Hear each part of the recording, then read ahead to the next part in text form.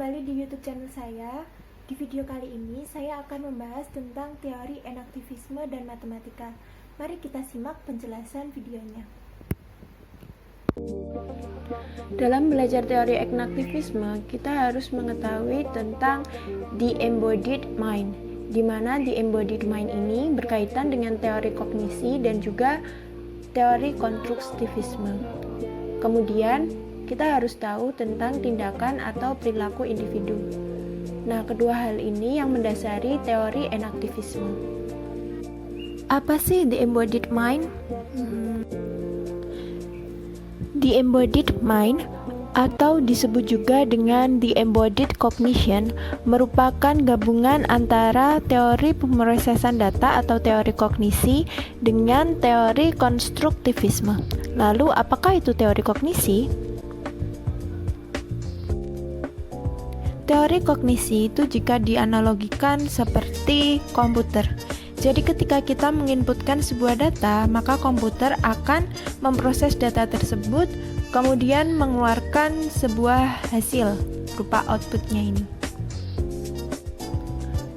Nah, kalau dalam manusia, pemrosesan informasi terjadi ketika ada suatu informasi yang masuk atau ditangkap oleh individu, kemudian diproses ke dalam otak, sehingga menghasilkan pengetahuan atau skema baru.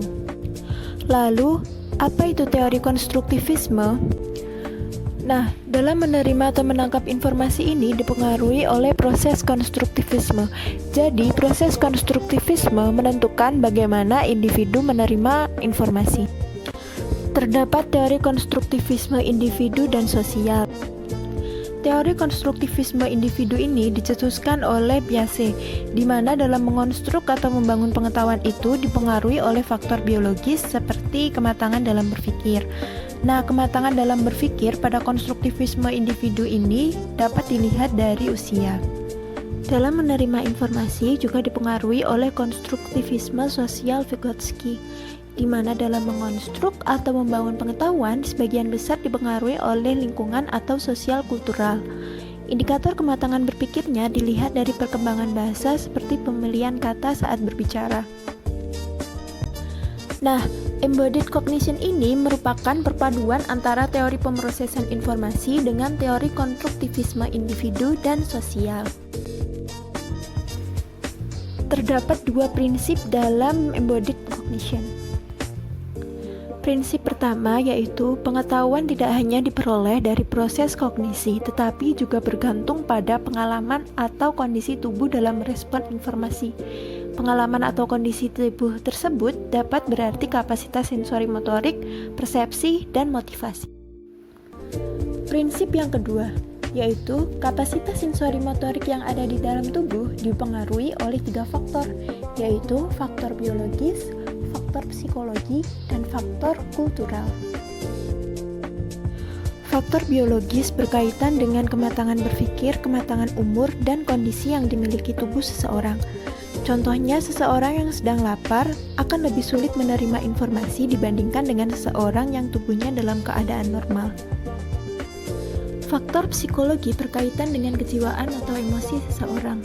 Seseorang yang sedang bad mood atau galau misalnya, akan lebih tidak fokus dalam menerima informasi dibandingkan seseorang yang sedang memiliki mood yang bagus.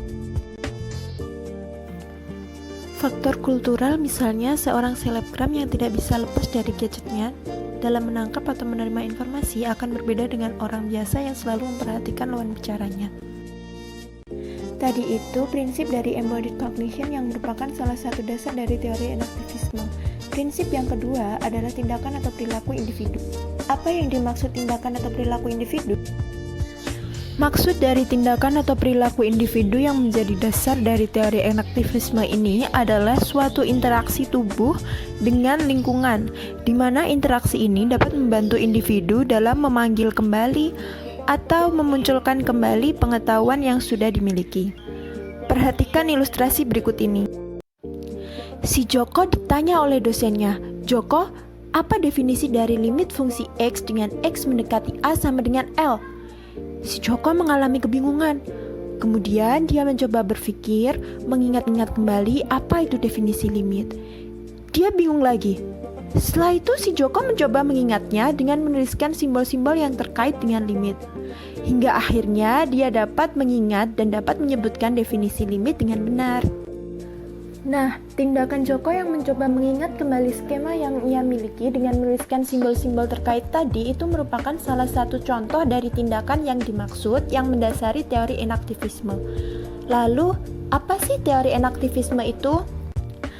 Nah, kita tahu bahwa di embodied cognition dan tindakan atau perilaku individu merupakan dasar dari teori enaktivisme. Maka, teori enaktivisme dapat diartikan sebagai pengetahuan yang terbentuk dari bagaimana individu menerima informasi yang dipengaruhi oleh 3 aspek, yaitu aspek biologi, psikologis, dan kultural yang terjadi di dalam tubuh, serta adanya tindakan-tindakan yang terlibat dalam pemanggilan kembali skema yang sudah ada di dalam pikiran yang dapat digunakan untuk memecahkan masalah ataupun dapat digunakan untuk mengasosiasikan pengetahuan yang baru diterima. Teori enaktivisme berkaitan erat dengan aliran filsafat matematika logisisme. Salah satu contoh keterkaitannya dapat dilihat dari model pembelajaran discovery learning materi Min. Jadi, guru dapat mengajak siswa untuk mendata tinggi badan teman-temannya, kemudian menggunakan logika hingga siswa mengonstruk pengetahuannya sendiri terkait konsep Min.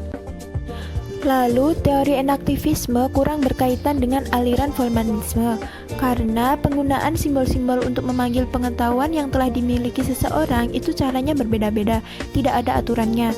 Sedangkan dalam aliran formalisme, simbol-simbol yang dipakai untuk menginterpretasikan pengetahuan itu telah disepakati bersama. Sedangkan teori enaktivisme dengan aliran intuisionisme sebenarnya erat sekali hubungannya, karena dalam mengonstruk pengetahuan yang terjadi di dalam tubuh atau otak kita, tidak menutup kemungkinan juga bisa dari ide-ide yang tidak umum yang secara tiba-tiba muncul di benak kita. Namun aliran intuisionisme ini dalam matematika tidak berkembang. Nah, itulah penjelasan dari saya mengenai teori enaktivisme dan matematika. Semoga bermanfaat. Saya Khairatu Zahra. Sekian dari video saya dan nantikan video saya selanjutnya. Jangan lupa like, komen, dan subscribe. Terima kasih.